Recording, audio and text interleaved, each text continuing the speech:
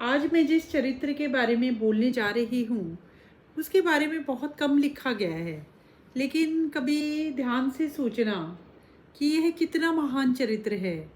सीता के बारे में बहुत लिखा गया, उर्मिला के बारे में भी लिखा गया, लेकिन मांडवी पर बहुत कम लोगों ने लेखनी चलाई है।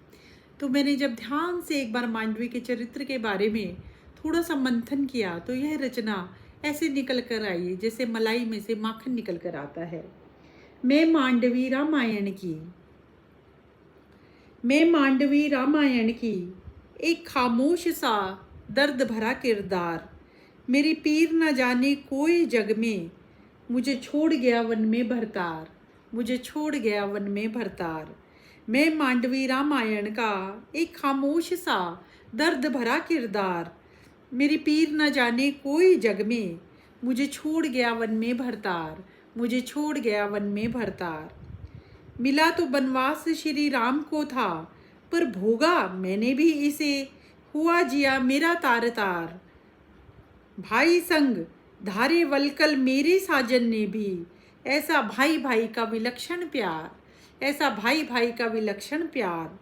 मिला तो बनवास श्री राम को था, पर भोगा मैंने भी इसे, हुआ जिया मेरा तार तार।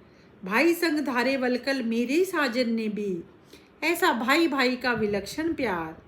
भाई ने भाई को मनाने के लिए परिवार सहित किया वन विहार। 11 स्वर 33 व्यंजन नहीं बता सकते, जाने कितनी ही उन्होंने अपने बड़े भाई श्री राम से की होगी मनुहार। लौट चलो भाई घर को, पूरी अयोध्या राजमहल कर रहा इंतजार।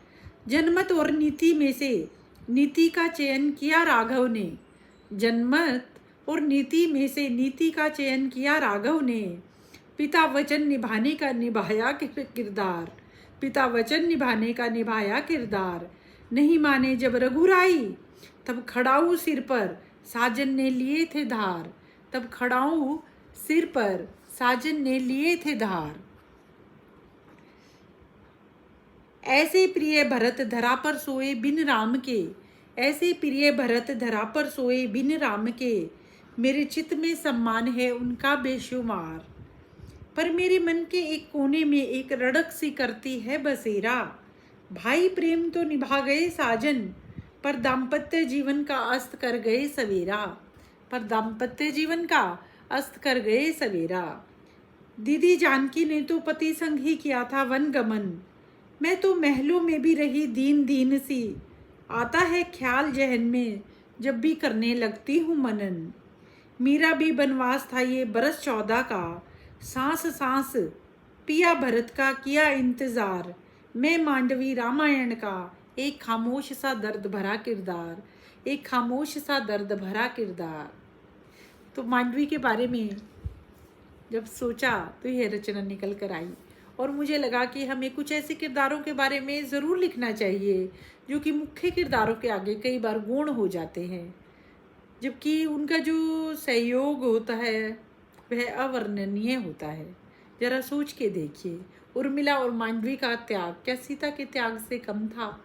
सीता तो फिर भी अपने साजन के संग गई, लेकिन इन दोनों ने तो विरह अग्नि में ये सुलगती रही। है ना ध्यान देने योग्य बातें। धन्यवाद।